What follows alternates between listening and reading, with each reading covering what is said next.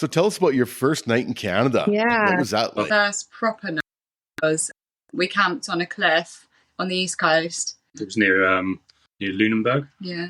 So yeah, it was. Again, we used iOverlander to find a spot, and it was, I guess, our first night, like wild camping or whatever you'd call it. Yeah, found an amazing spot on sort of cliff edge. Nice weather, in the middle of nowhere. It was a bit surreal. Like, we were with our English car, with our English dog, but in Canada. Very strange. East coast to like Cornwall in England. So it took a while. Pinched me. We're actually here. We're not in England. Warning. The 4x4 Canada podcast contains discussion about exploring mountains, camping beside lakes, and enjoying the outdoors. Guests also talk about jumping race trucks side by side, racing 1,000 horsepower rigs across mud pits, and jumping monster trucks over stacks of buses. None of this is for the faint of heart. The 4x4 Canada podcast is not responsible for bringing out your inner adrenaline junkie or making you want to get out there and explore the back roads from coast to coast. The 4x4 Canada podcast is not responsible for broken parts due to jumping your vehicle, hitting mud poles too hard, crossing deep streams, and doing other dumb shit. However, we will take credit for inspiring you to explore mountaintops, spend quality time outdoors with your friends, or meeting new like-minded people, and most importantly of all, following your dreams. Hello, everyone. It's Trisha from 4x4 Canada podcast. And I'm your other host, Wes. So excited to have you guys on today. First of all, you guys are a whole nother continent. Never mind another country, a whole nother continent. And this is going to be really exciting to see what you guys think of Canada and your trip so far. Our listeners can reach you on Instagram at defender_destinations. And we'll throw that in the show notes. It is going to be interesting to talk about how you think about Canada. And I followed you guys a little bit from the beginning. I stumbled on your Instagram looking for different rigs. And I'm like, oh, awesome. They're like going across Canada at the moment. And they're in like a cool ass Defender. Gotta have these guys come on. Gotta have them on. And so you guys are currently driving the Pan American all across. I guess you've just done Canada and now into the States. But from the beginning, tell us about yourselves. You guys are from, like I said, different continent. So where are you guys from? So we're from Hampshire in England. And about 2 years ago on New Year's, we just decided we want something different. We want to travel. So yeah, it's been a long time in the making. We sold everything. And then in June 24, off to Halifax. So we've driven across from Halifax up to Tuktoyaktuk, down to Vancouver Island, and then we came back to Calgary. And yeah, we've just made it into America.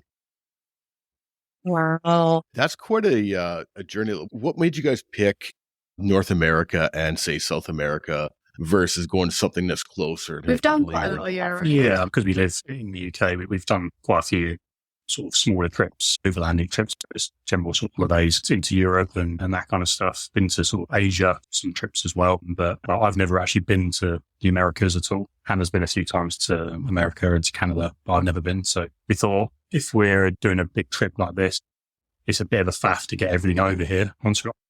There's such a massive landmass that you can explore and so many countries linked together that it seemed very appealing. How long did it take you to get your Land Rover over to the east side of Canada? It was quite smooth, really. I thought it'd be more stressful than it was, but it's 5 days on the boat. So we dropped it off at the port. You have to drop it off a few days ahead of shipping. Dropped it off at the port, and then obviously it's on the water for about a week, 5 to 7 days, and then the other end is about 2 or 3 days going through customs and stuff, and then that's it. We timed our flights, so we flew out basically as soon as it cleared customs. So we flew out the next day when we got it from the port. It was a bit weird though. You had to just leave the keys in the ignition at the port, and we've had like cars. We were surrounded by McLaren. That is actually, I thought it would take a couple of weeks to get over. So that's actually a lot faster than I thought it would be. So I kept expecting something to go wrong, some sort of delay or whatever, but it was on time and it was quite stress-free. It was nice. The only thing we had was we've got lithium batteries. So we lived at Southampton shipping port, but we had to just drive up to Liverpool. But he's a Liverpool supporter, so he knows the way. But was the only thing with batteries, you had to go from a different port. Okay. I've talked to a few people that had done a Pan American and had their vehicles shipped back up. and they had to deal with mold on the inside of the vehicle. But I guess your vehicle wasn't in there long enough to really worry much. Yeah, I about guess so. mold. And like ours was shipped roll on, roll off. So it was a container. So I'm guessing it's in like a container for, perfect condition when we picked it up. But no problem. Started first time, which is nice. So tell us about your first night in Canada. Yeah. What was that like? I guess. In an Airbnb, I guess. But then the first proper night was we camped on a cliff on the East Coast. It was near Lunenburg. Yeah. So it was, again, we used our overlander to find a spot. And it was, I guess, our first night, like wild camping, what do you call it? Yeah, it's an amazing spot. Cliff edge, nice weather in the middle of nowhere. It was a bit surreal. Like we were with our English car, with our English dog, in Canada, very strange. East Coast to Cornwall in England. So it took a while. Finished me, we're actually here. We're not in England. Yeah, that's what I was wondering. That's what I was thinking about. Your first night. Oh shit, this just got real. Yeah. Yeah, for sure. So you started off in the East Coast. You've been in Canada 6 months. Mm-hmm. Canada, as you found out, is a very large country, especially compared to Britain. And a very vast, as we were talking off air, even BC has got such a vast terrain and topology. But going across Canada, you've seen everything. You've seen the East Coast. You've gone through the mountains and the forest. You've been through the prairies and right up through the Rocky Mountains and then back out to the ocean again. What do you guys think? Struck winter and summer, like in the Rockies. It was just equally as beautiful. I think, I could just stay there forever. It was nice. I just like, in England, you never really be off the grid or in the wilderness. It's so dense with towns and cities and roads that you can't live that lifestyle of being out in the middle of nowhere. So to be here, like, we drove down some roads where there was just like 500 kilometers from the nearest fuel station, in the middle of nowhere. It's been nice to actually be able to see some of the nature without coming. Bring people. Yeah, it's got to be different for sure. 'Cause I grew up here. I lived here all my life and various parts across Canada, but I've always been able to go places and, like you say, be away from people and stuff like that. So to me, it's not a big deal, but to people that are from other countries, they really kind of blows their mind a little bit, right? The landscape, that's on your doorstep, and it's great because there is some beautiful places in England, but I guess you get, it pales into comparison when you look at some of Canada. It's so much more dramatic. But it's great. Yeah. And Wes, they came to Toronto. Yeah, I saw that. I was like, oh, they came to Toronto. I'm like located just outside of Toronto, very city-like, and to go camping or overlanding, all that, and you still have to drive a couple hours. Canada's definitely a lot of different cities, which is nice. And Wes is in BC, so he always bugs me about, he has real mountains and real hills. And I'm going camping tonight, and it's going to be about 20 minutes away from my house. Instead of Trisha's got to drive 2 hours. 2 hours, yeah. We did all the cities like Quebec City, Montreal, Ottawa, all within about a week of each other. We don't normally stay in the cities too much. We try and keep out the traffic we don't really like, and it's there. It was just like, we don't have AC either, so it was like 43 degrees. Yeah, Ontario's very humid as well too, right? So I get that. So, for sure. We just wanted to see all the cities, just to get an idea of it. Nice just to see. Yeah, in Montreal, Quebec City, Toronto, they're all different, but they're all very beautiful. I think it is important to, when you are traveling, especially on a big trip like this, to stop and see some of those cities, right? Because there is different things, like whether it be if you're into museums or whatever it is, but it's nice to see some of the other cities as well too. Now, you guys didn't stay in your vehicle the whole time. As we're talking right now, you're in a hotel. And I would assume that myself, if I did a trip like that, I would want to be getting a hotel every once in a while too. How often do you guys stay in a hotel or Airbnb? I think we've probably stayed in a hotel 10 nights since July. So 160 days in the truck and then 10. Wow. We were in Calgary when I broke down. So we had a few days in a hotel there. And then we had some time at Christmas when your mum came over. So we were in Squamish in a B&B for sort of 5 nights, which was luxury. And then this obviously one night here in Washington, because we weren't sure about the border crossing and if we'd be held up or whatever. So we say a cheap motel near the border just to make it a bit smoother. from that, you're going to be into the truck full time. That's a lot of time, 160 days. So far. It's funny though, because you miss it. Like when you sleep in there, it's Sleep so bad. yeah.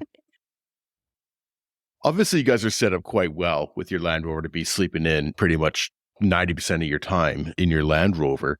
Can you maybe give us a little bit of a rundown of what you've done to the Land Rover to make this trip a lot easier for you? The truck's quite standard. Like mechanically, we bought it just before we started the trip, and it's just the Defender 110 2-door, 2 seats, or a van, I guess is the best way to describe it. We've done a alu cab roof conversion. So it's a new roof that pops up like the VW Transporter sort of style. So you can stand up inside it, and there's a bed which folds up in the roof. That's pretty comfortable. It's like a double bed size, nice thick mattress in there. So that makes a big difference. As well, like you can jump and not even touch the ceiling, and he's pretty stand up and walk around inside, even though it's a tiny space still. Like when the weather's bad, it makes it sets it apart from like roof tech where you'd have to go outside and climb in and other things, which is fine. It's but for travel, I think struggle with without the sort of roof configuration we've got. And then we've got diesel heaters, we've got solar panels and a battery bank, and all of our cooking is done electric with an induction hob, fridge, freezers. So we've got some love. We've got a water tank. So we can have a cold shower. Yeah, we usually like getting charged like $5, but I think when we get to hotter climate, we'll probably appreciate a cold shower. Yeah, I think that would be one of the key things I think that you mentioned earlier was the fact that your rooftop pops up and you can access it still from the inside of the vehicle. And you don't have to go outside and set up your rooftop tent. I think that being able to stand up and even getting changed to get stand up, instead of doing in a rooftop tent, I got to do that shimmy, lie on my back to pull my pants up. And I just imagine doing that for 160 days straight. It's a big game change. Especially like when the days are short and it's cold as well, because we spend a lot more time in the truck than obviously we were in the summer. So being able to stand around and sort of move around a little bit, it just, makes it easy. And cooking, like when I cook, it makes it so much easier. I can just stand up, open a window, rather than having to like outside. So it's not like the coldest we did minus 25, and I was like, I'm not going outside. I refuse. I can't blame you on that one. But that's the thing when, like I mentioned earlier, I'm going out camping tonight and it's going to be, I don't know, -5 or something like that. But it's my choice if I want to camp at -5 or if I don't want to go out at -20. But when you're on the road, like you guys, you don't have that choice if it's raining or cold or whatever, right? It's not being all of that.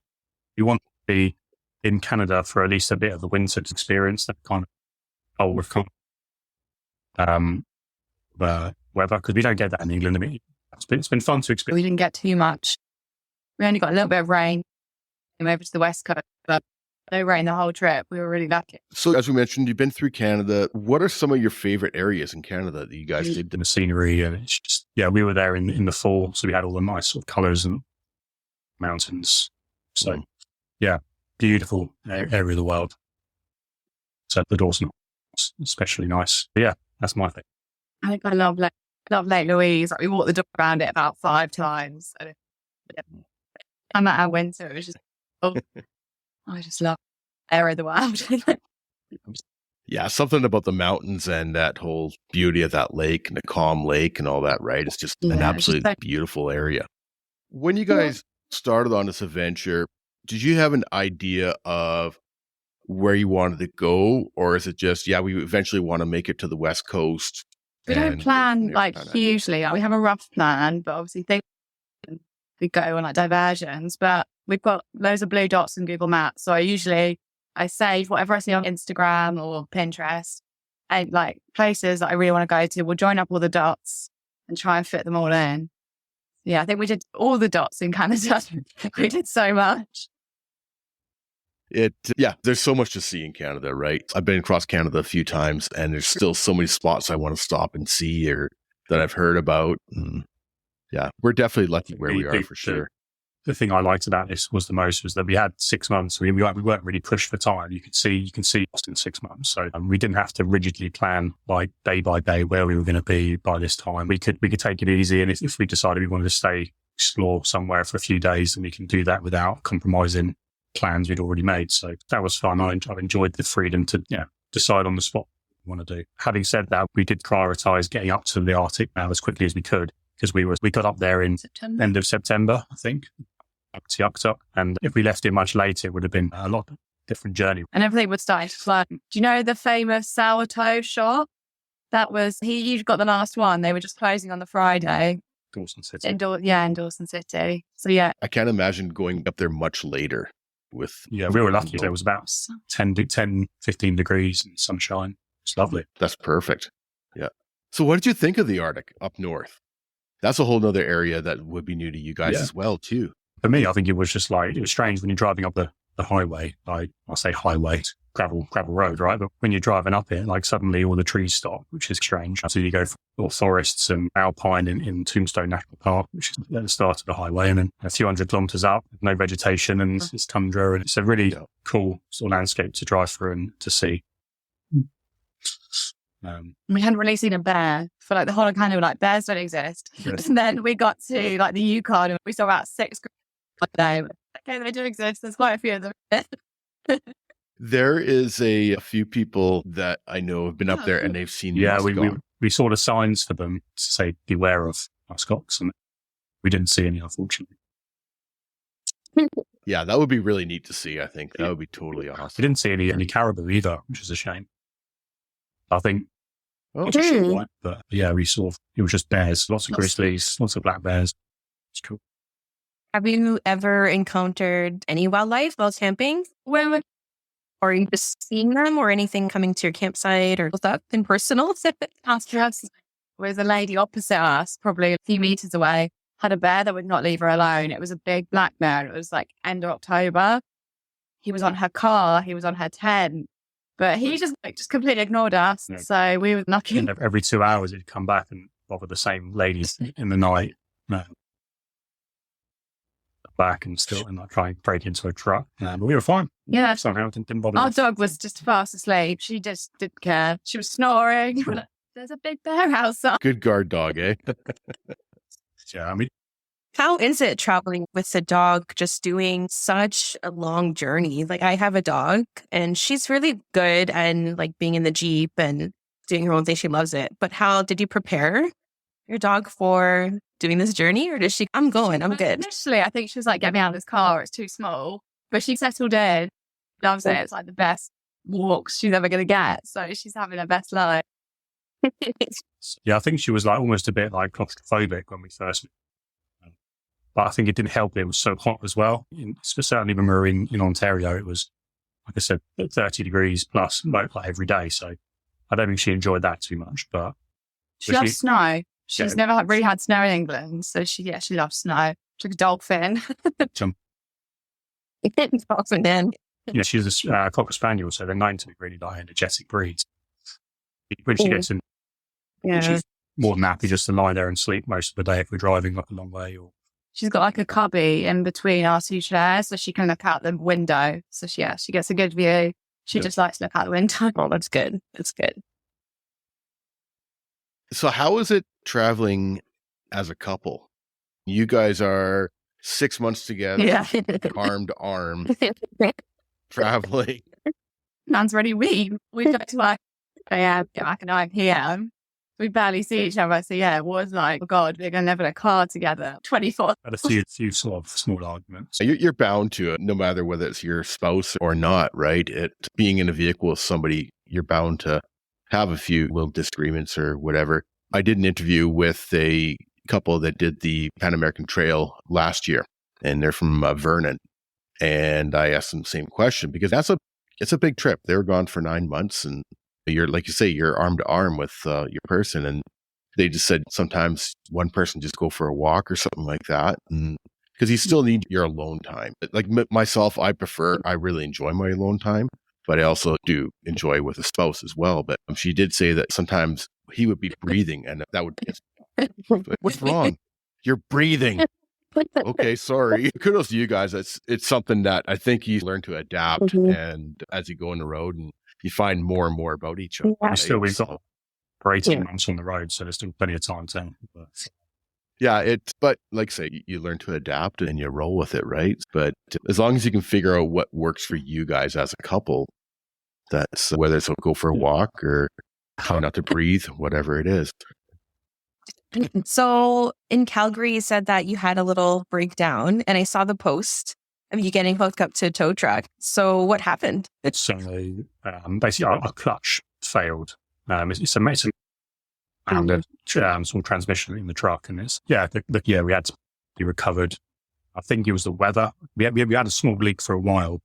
We had a really cold night, it was -26, whatever it was, and then there was no fluid left in it, and it stopped. So we tried to sort of farmers drive it to a repair station, and we just usually fill up with a bit of fluid, but it just was not doing anything. Yeah. Just can't go in. Yeah, so we had to get it sort of recovered back to Calgary. We were only just on the outskirts of it, so we got Calgary, and there is a Land Rover specialist there. They couldn't do the work on it, but they had the parts, so we parts from them, and me and my new friend who I met in Calgary called John. We hired a bay in the garage and fixed it. So yeah, because it's like a 2014 Land Rover. I think they're not really meant to be over here yet. Like, we can temporary import, but we can't permanently import. So no one really knows how to fix it. So he's had to become a Land Rover mechanic on the side. So yeah, there's a few things that we've taken it to the garage, and they're like, I don't know. That's one of the questions I actually was going to ask, because it is a different vehicle for over here, and you don't see many Land Rovers, even new Land Rovers that coming out of the dealerships and that. They're definitely not as common in North America as Jeeps and Toyotas and that. But hopefully they are I think they're probably a bit more common down in South America. So hopefully if you do run into issues. But the problem is our one was one of the last ones made. So it's a 2014 model. And a lot of in Canada, if you want to import them, you have to be 15 years or older to import them. And in the States, I think it's 25 years. So a lot of the mechanics have real good experience working on the old Land Rovers with the old engines and things, but very few people have seen the engine we've got. So no one has parts for them. No one knows how to work on them. And in hindsight, we should have got a really old Land Rover rather than one sort of newer, really. But yeah, we broke a sensor when we changed the clutch. And the part was like $20 for the part and takes 10 minutes to fit. But we had to get it shipped from England, so it took 10 days to arrive. It costs like 3 times as much. We were just limping around Calgary. Yeah, the shipping was triple the amount of the... What are you guys carrying for spare parts? So we got like filters, air filters and fuel filters and that kind of stuff. And we got like some brake pads and that kind of thing. That's it. We haven't really got anything else. Yep. Only like sensors the basics, and right? things with the modern sort of engines that... Where do you stop with keeping replacing? We're getting like parents with like a bag full of Land Rover supplies. You're going to be bugged security. They'll be like, what is, every time someone comes over, we're like, can you just bring over some brake pads, or can you bring over Yeah, I know on my Nissan, I carried an extra camshaft sensor and a crank sensor, because when one of those goes, you can't go do anything. You're stuck right where you are. Because we met some friends there. So without people, we would have just been stuck there for days. Just usually we go middle of nowhere, 8 hours to any without people. So yeah, it's nice to have met a group of friends who are like interested in the same thing and can also help us out. I was going to ask, did you guys plan to meet up with people, or you're just traveling, met up with them and, hey, let's go overlanding, let's go wheeling a little bit? They shot down their window and like, nice rig. So we started talking to them, and then we met up with them the weekend after. But it's usually how like either people send us a picture on Instagram of a rig from behind and we're like, oh, do you want to meet up? Or we just meet people on the road usually, which is nice. Yeah, we were up in Atlin back in September, October, obviously northern BC. And we just got someone knocked on our window and was like, oh, do you want to come? We're just about to go on a sort of a 3-4 hour drive. Do you want to come with us? We went out and turned out to be a whole day sort of 4-wheeling around the mountains and a bit of a tour of the area. So it's nice people. It's funny that you mentioned Atlin. I actually saw that on your Instagram, and a couple weeks ago, just had an interview with a couple from Atlin, and they traveled with their son. Last year they did a snowmobile trip up to the Arctic, and it was 1,650 kilometers on snowmobiles. Yeah, the farthest point north you can go in the Yukon, Herschel Island, and it was a really neat conversation, something totally different. And they live off grid in Atlin, and they have a coffee roasting company. Gone to the coffee shop, maybe. Yep. But they live outside of town, but I know they sell their coffee all over Yukon and stuff like that. So yeah, shout out to Atlin Roasting. But is that something, when you guys did some of your trips and you're exploring and stuff like that, did you end up doing any little tours and things like that, say fishing tour or anything like that, or you just stuck with your own? Yeah, we've done no tours. We did Dawson City. We had a tour of some of the old steamers. Oh, the dredge. And the dredge and that kind of stuff. That was quite interesting. Yeah. We're always quite close to the vehicle. We never really leave it for that long. Yeah, we don't really do tours. Most of the time, we just local people we meet, like where's good to go, and follow sort of local recommendations and that kind of stuff. And that haven't really led us astray yet. Maybe if we go south, we might do a few boat tours, do whale watching and stuff. But yeah, I saw you were on Vancouver Island there for a bit, so I wasn't sure if you'd done some whale watching. No. We saw whales from the ferry, if that counts. If that was Nice. I didn't want to get too excited on that. I don't want to get but yeah, it was just. I don't want to look like a tourist.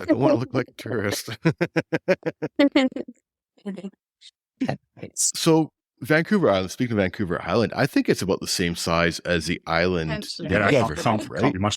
Yeah. That just blows me away. Still, the fact that Vancouver Island's the same size as Britain or whatever, right? Like, it just, as a whole country in Europe. Yeah. I think it's really hard for us North Americans to comprehend that. Probably the same idea is hard for you guys to comprehend it as well, right? So I've just happened. Maybe like 14. We've driven, I don't know how many hours we've driven, but we complain. Now it's like a week. Like, now we can drive 8 hours a day and it's fine. Like age style. On how far we can drive in day and stuff. Yeah. How comfortable is the Land Rover? Comfy in the winter, maybe not in the summer. It like rattles a lot and shakes a lot in the summer because there's no AC. There's no like insulation between the engine and the cabs. It will heat from that. But yeah, it's just comfortable enough. It was funny when I left my job in the UK. I just drove to work that day, but I took his company car, which is an electric car. And I said, I'm going to go overlanding in America in my car. And they thought I was going to go live in this tiny BMW. So I was like, can you imagine overlanding that? No, thank you. We never get charged and we freaked out. So what did your friends and family think of back home when you guys say, hey, we're going to do this big trip and we'll see you guys in a couple of years or whatever, Pretty supportive. right? It's just strange because I thought we'd get some kind of someone saying it's stupid. It doesn't make sense to do it. Everyone was like, yeah, it's complete sense. Go and do it. So it's it's been nice. Yeah, it's just supportive. I think it's becoming more normal, as much as I hate to use that word, but there's other people out there doing it. It's not just back in the 80s, there was only a few people doing it, whereas now Met loads of Europeans doing it. We've only met one other English couple, but usually, it's like we meet loads of Germans, Swiss, but England need to travel more, work there. I think as well, the older people we spoke to back home, like our parents or generally just uncles, aunties, older kind of generation, say that they wish they'd done something similar when they were young. So, it's quite nice to be doing that now whilst we're a bit fitter and healthier and that kind of stuff. Like, so many people wait to retirement and don't make it, or something happens that they can't go. So, you might as well do it now while you can. And we'll make the money back somehow. I'll just make it happen now. Yeah. I have to admit, I'm totally jealous of you guys, to be honest with you. And it's something that I've been working on, paying down my bills. The problem is I got into debt younger, whereas I should have done something like what you're doing instead of spending my money on foolish things.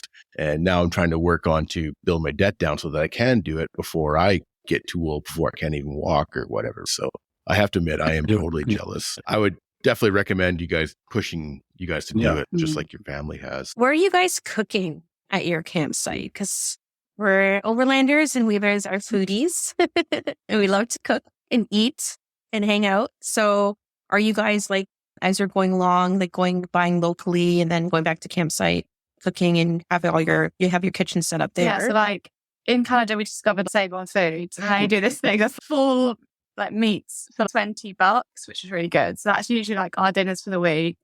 And then we have a slight Timmy's addiction. So Tim Hortons, they do their cans of chili con carne.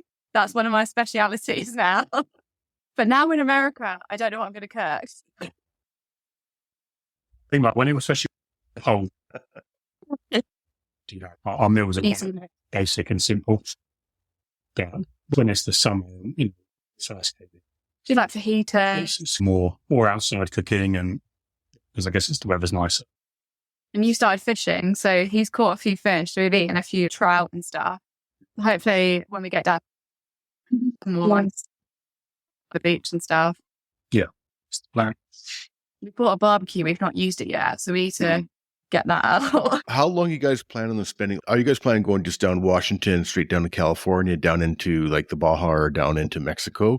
Or are you guys looking at spending like another, say, We're only now 3 months in the States just because of the visa. So it'll be a little bit hugging the coast, but then we want to go into the inland to do Moab and do some national parks around like Utah. His parents are coming out, so they're going to hire a camper too. So end of March, we're going to be going around all the national parks. So it'll be really fun. Yeah.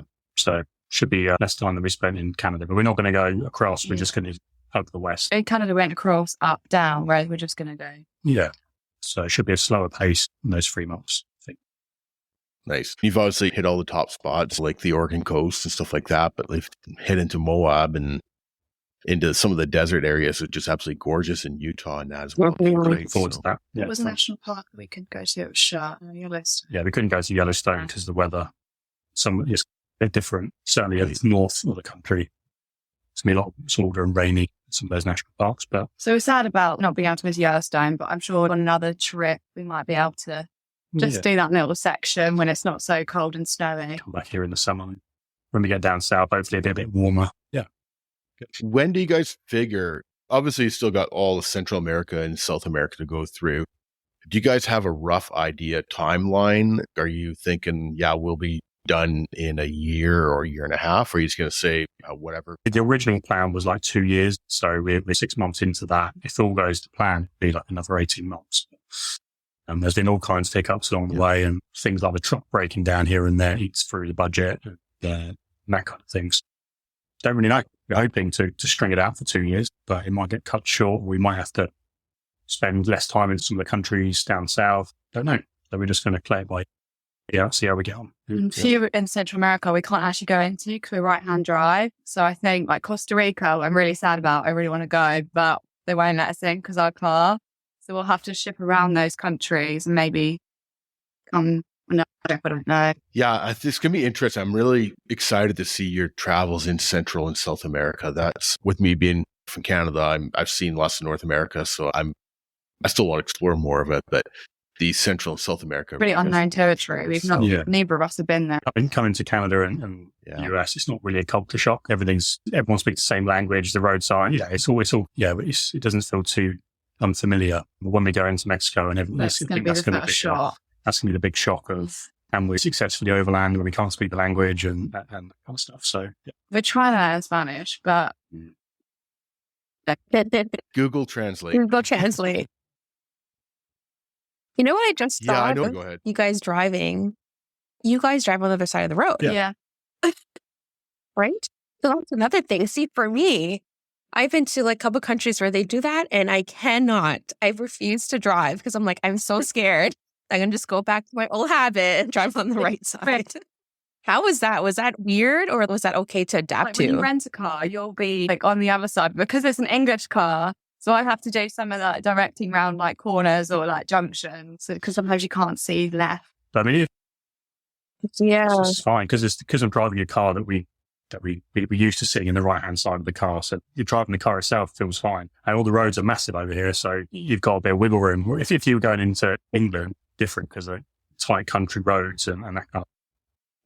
Yeah. Here, there's. Yeah. Oh, no. For driving England. No way. No way. What are some of the biggest things that you've noticed? We'll start with food-wise in Canada but also in regards to habits or things that Canadians do that you don't see over in Europe? Everything's expensive over here, food point of view. Buying meat, crazy. That's a bit of a shock.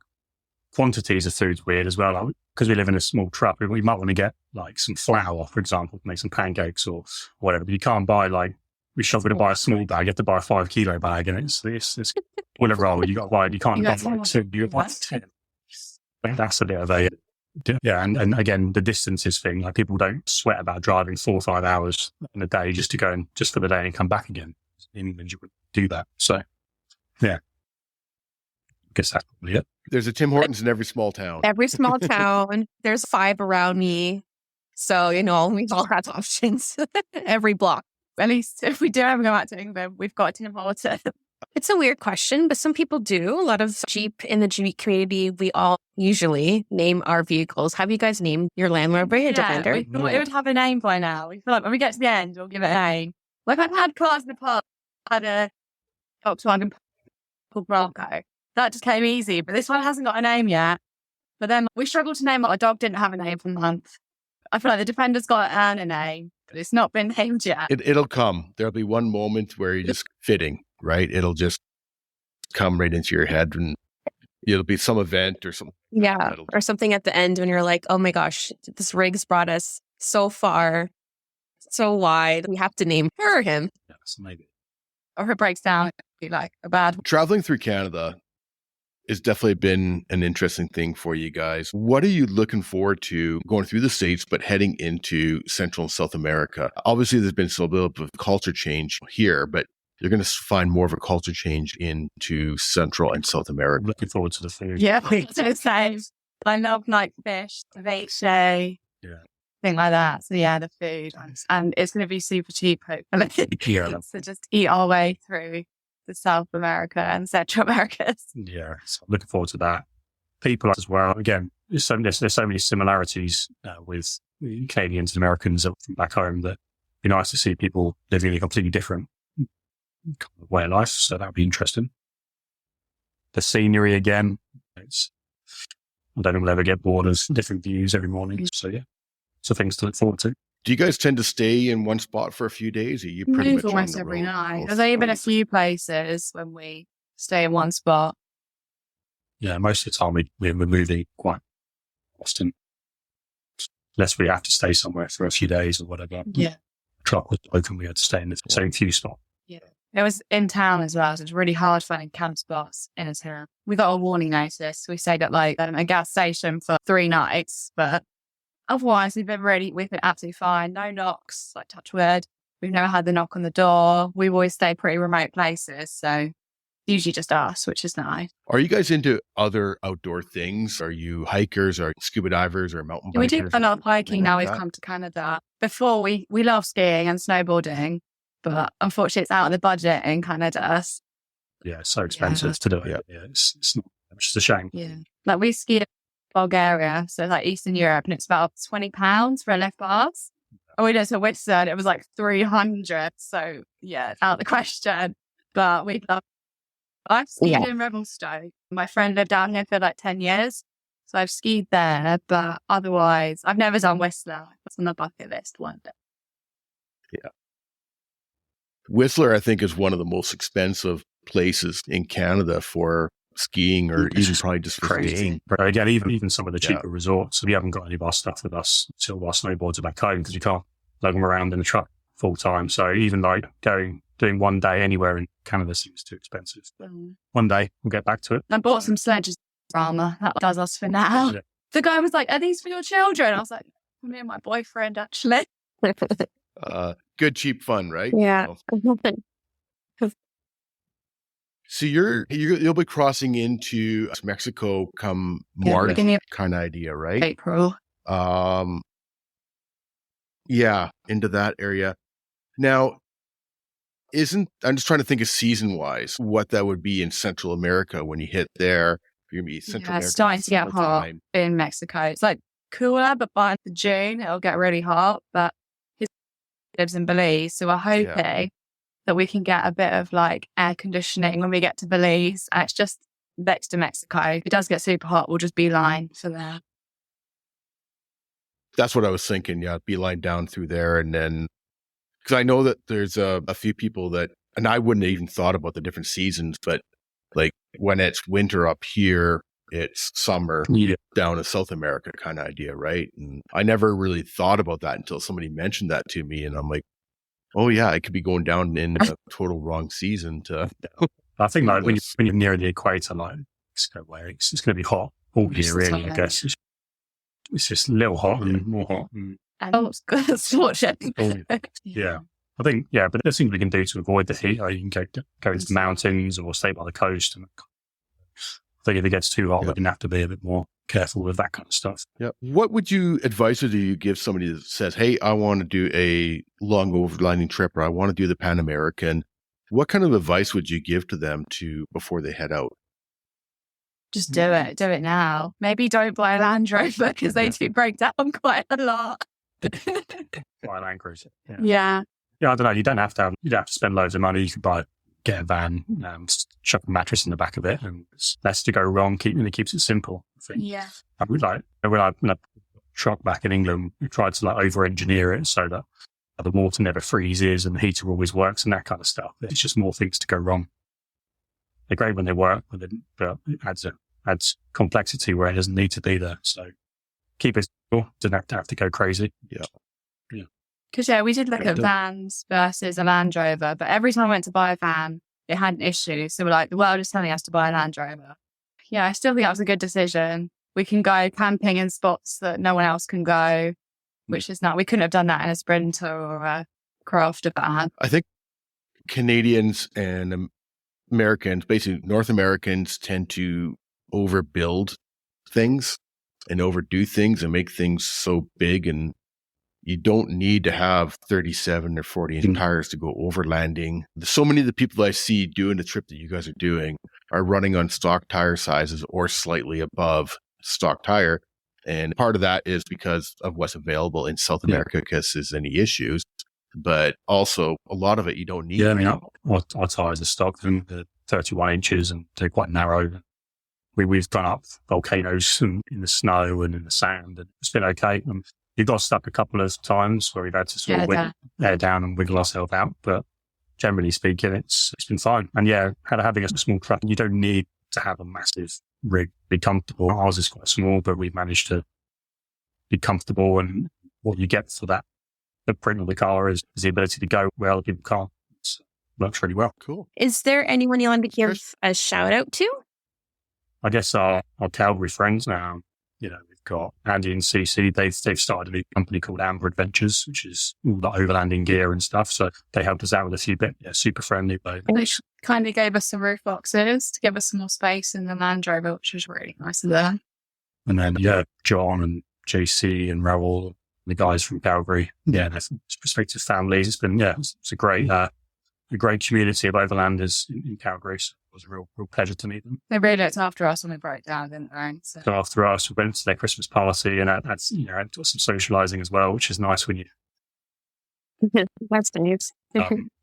Really nice people.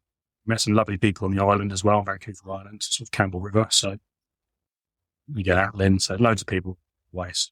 So it's been great. Before we do end it, what is one of the weirdest interactions you've had with people over your trip? Not off the top of my head. I can't really think. It's all good. Sometimes there's one story remember that it stick out or something, right? This happened. Cool. Is there anything that we missed that you guys wanted to mention? I don't think. Okay. Trisha, did you want to ask the last question? Yeah, sure. This is a question we ask all of our guests that come on the podcast. If there's someone you want to recommend who's Canadian and someone you would like to listen to on our podcasts, do you know anyone who could be? We met Avon, Pan and Global. We met them on the East Coast, but I think they're from the West Coast. They were super interesting. They just hunted us down because they had a Land Rover as well. I think they've lived in there for about 12 years. So yeah, super interesting story. Wow. Yeah, they'd be interesting people to talk to. Yeah. I'm sure. Yeah, we'll have to hunt them down for sure. So once again, we're talking with Matt, Hannah, and of course, Bailey from Defender_Destinations on Instagram and they're traveling. They're from Britain, traveled across Canada and up to Tuktoyaktuk, and are heading down to Argentina on the Pan American Highway. I really want to thank you guys for taking the time to join us today. I know that you guys are itching to get back on the road, so I really want to thank you for taking the time to spend with us today. Yeah, thank you so much and telling your story and joining us. And definitely going to follow you guys and your adventures. It's going to be pretty interesting, so I'm excited Thank for you you guys. having us. Yeah, thanks. Thank you. Awesome. Thanks, guys.